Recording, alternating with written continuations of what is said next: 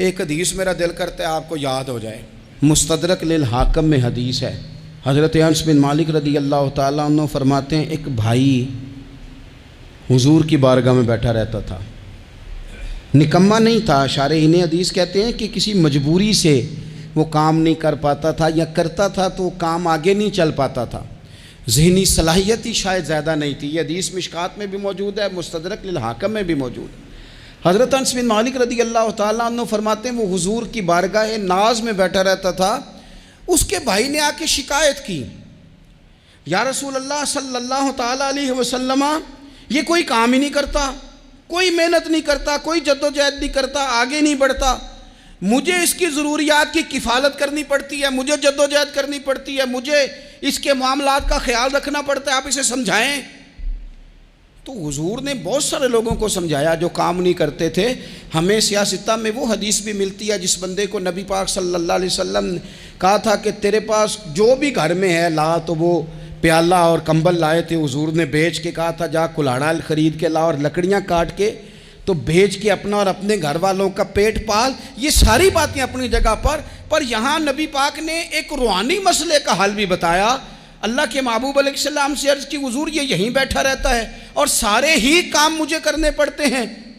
तो हुजूर ने नज़र मुबारक उठा के भाई की जानिब देखा जो भाई का शिकवा कर रहा था।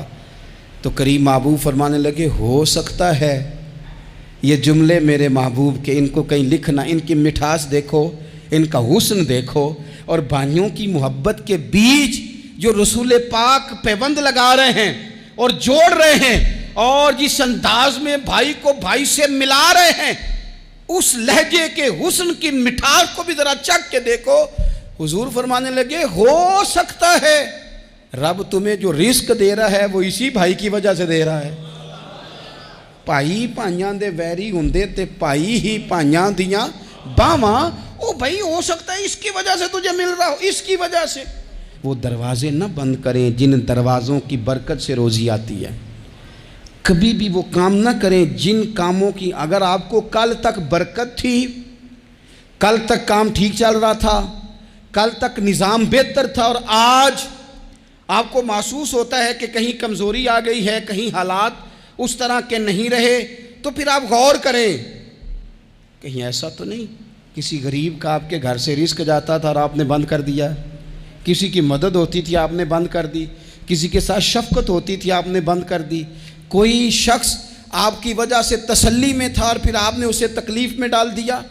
अल्लाह के महबूब ने फरमाया, तुम्हारे कमज़ोरों की वजह से तुम्हें रिस्क दिया जाता है, तुम्हारे ज़ईफ़ों की वजह से तुम्हें रिस्क दिया जाता है। तुमने तो एक बंदा ये कह के निकाल दिया कि जा तेरी तनख्वाह मैं नहीं दे सकता, लेकिन क्या पता कि उसकी तनख्वाह की वजह से ही बाकी सारा कुछ भी आता हो, क्या पता कि उसी के सबब से अल्लाह इनाम फरमाता हो। लिहाजा इन रूहानी मसाइल का भी थोड़ा सा ख्याल करें।